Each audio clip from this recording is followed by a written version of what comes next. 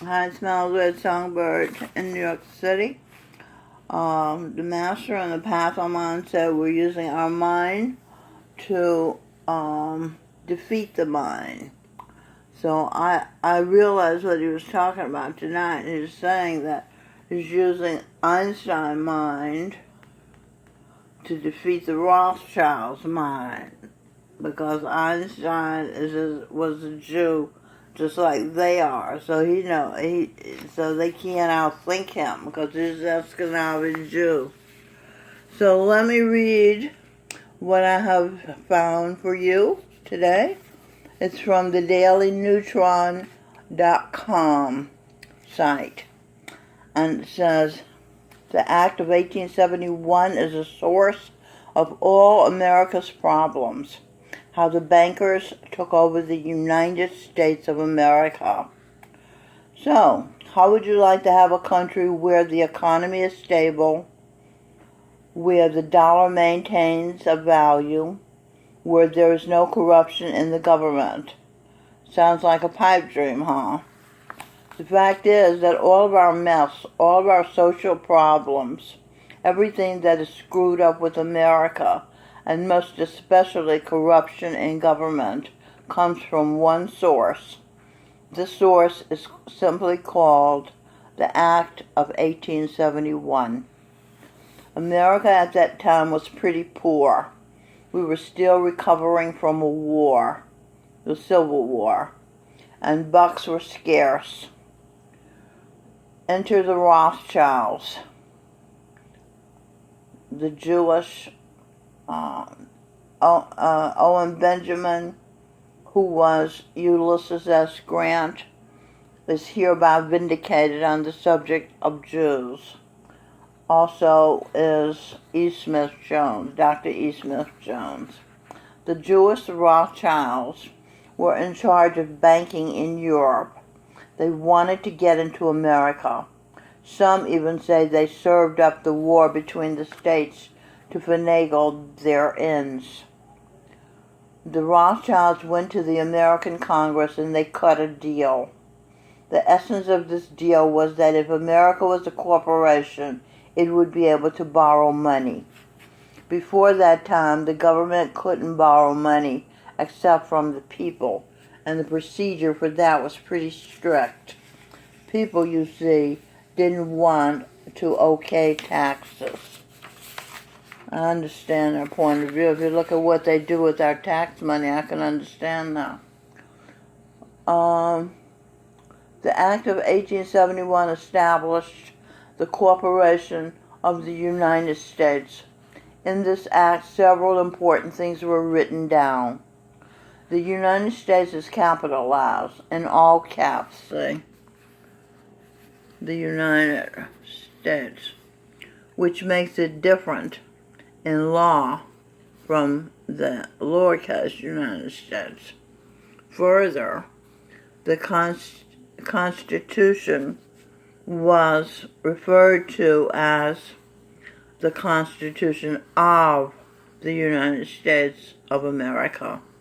Actually, the real Constitution, as written by the Founding Fathers, is the Constitution for the United States of America. To the bankers, the Rothschilds, what was important is that they could lend money, charge interest, usury, and the Federal Reserve, where 13 wealthy banking families control our money instead of Congress. The Federal Reserve could be established and out of all the evils of money grubber. What am I talking about? To the bankers, the Rothschilds, what was important is that they could lend money, charge interest, and it could be established, and all the evils of money grubbing, world dominating bankers the Rothschilds could be put in play. That was kind of awkwardly said, but I think you got what I'm saying, right? To the people, what was important is what they didn't know. They became not sovereigns, able to direct their own destiny with a clutch of republican laws to guide them, but rather citizens, read slaves of a corporation. To this day, when people wonder why the government can get away with this massive abuses, when people wonder how the debt can grow so big, when people wonder what happened to the Constitution, the answer is in the Act of 1871. Here's the funny thing. If the people repealed the Act of 1871, the following things would occur. The Federal Reserve would be thrown out of power. The United States would have to print its own currency, which would be backed up by gold. That's a good thing. Both of those are good things. All debt would be canceled. That's right, all debt. The federal government is the corporation, and the citizens are bound to pay its debt. But if the citizens suddenly said, whoa, we aren't citizens, we are the original sovereigns, and our Constitution is not of the United States, but for the United States. If the citizens suddenly spoke up and repealed an act that at heart is illegal anyway, then the government called Washington, D.C. would no longer represent the people and have to be replaced by a new contract.